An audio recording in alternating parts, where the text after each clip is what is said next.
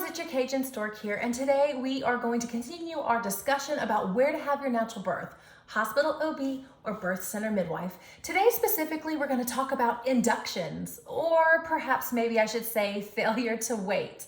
Now remember, my videos are talking about low-risk healthy women. We're not talking about anyone with complicated pregnancies or low-risk pregnancies that may have become complicated. So I want you to keep that in mind as I'm talking to you today. I want to ask you a question. Should we as humans be picked when ripe or wait until we are ready? In nature, many processes are allowed to happen on their own. You think about like birds hatching from eggs. They hatch when they are ready, not when we decide they are ready and crack open the egg. And this timing ensures that the baby or the bird is fully prepared for the outside world. In my consultations, in my practice, this is often a philosophy and a discussion that we have. Many mothers come to me and tell me they've been induced for all their prior pregnancies and they're no longer sure that they can even go into labor on their own. And this just makes me so terribly sad.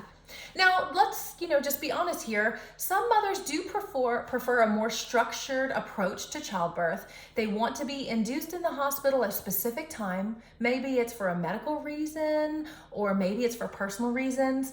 Down south, we have a lot of oil field workers, and so making sure that dad's home for the birth is pretty important. And some families do prefer to go that route.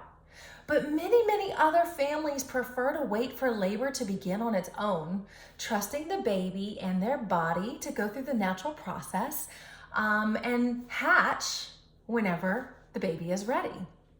This idea also lowers the risk of interventions, things that moms walk into a birth going, oh my gosh, the one thing I don't want today is a C-section, or I don't want an epidural, or I don't want an episiotomy, I'm worried about hemorrhaging.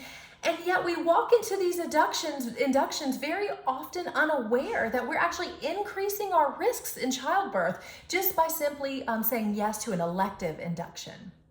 So if you're following me on YouTube, this is going to be my thumbnail in the picture that I'm about to discuss. And if you're on Facebook or Instagram, I'm going to go ahead and post it in the comments. But I really want you guys to take a good look at this picture. And I want you to understand that the baby in the womb has two ideas. We can pick it when it's ripe, or we can use these midwifery hands and wait until baby is ready.